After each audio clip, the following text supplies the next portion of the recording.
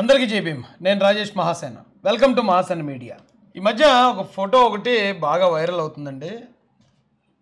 ఇక్కడ కేడిఎస్ కళ్యాణ్ దిలీప్ సుంకర నేను ఇద్దరం షేక్ హ్యాండ్ ఇచ్చుకుంటున్న ఫోటో.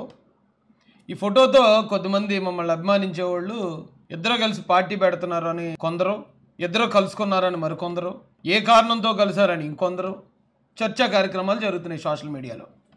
నిజంగా అంతమంది అలా చర్చించుకోవడం ఒక రకంగా నా అదృష్టం అనుకుంటాను నేనైతే.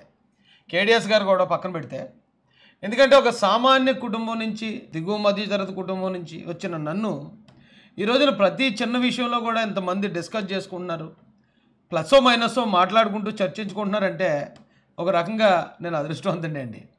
అయితే ఈ కలయిక అనేది మీరందరూ భావిస్తున్నట్టు, మీరందరూ అంటే కొందరు ఏదో కొత్త పార్టీ పెట్టడానికో లేదా ఇప్పుడున్న పరిణామాల గురించి చర్చించడానికో జరిగిన కలయిక అయితే కాదు. ఎందుకంటే ఈ ఫోటో ఎప్పటిది కాదు. ఈ ఫోటో తీసి కనీసం 2 సంవత్సరాలు 3 సంవత్సరాలు అవుతుంది. ఒకే ఒకసారి కలిశాను నేను ఆయన్ని, అది 2-3 సంవత్సరాల క్రితం కలిసినప్పటి ఫోటో ఇది.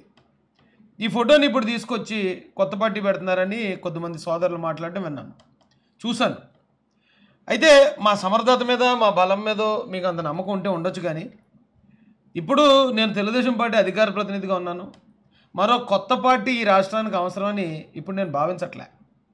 ఎందుకంటే నారా చంద్రబాబు నాయుడు గారు, లోకేష్ గారు వారి నాయకత్వంలో, జనసేన పార్టీ అధినేత పవన్ కళ్యాణ్ గారి నాయకత్వంలో కూటమి ప్రభుత్వం ఈ రాష్ట్రంలో బాగా పరిపాలిస్తుందనే నమ్మకం మా అందరికీ ఉంది. కాబట్టి ఈ కొత్త పార్టీ ఊహాగానాలు ఏమైనా ఉంటే కనుక దయచేసి వాటిని ఫుల్ స్టాప్ పెట్టాల్సిందిగా మీ అందరికీ హృదయపూర్వకంగా రిక్వెస్ట్ చేస్తున్నాను.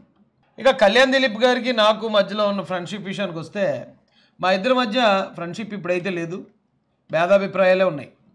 సో ఈ కారణంగా చాలా కాలం నుంచి వారిని నేను కలుసుకున్నది లేదు, మాట్లాడింది లేదు. దయచేసి ఈ ప్రచారాన్ని ఇంతటితో ఆపాల్సిందిగా మీ అందరికీ హృదయపూర్వకంగా రిక్వెస్ట్ చేస్తూ, జై భీమ్, జై భారత్, జై జై మహాసేన, జై తెలుగుదేశం, జై చంద్రబాబు, జై జై లోకేష్ అన్న.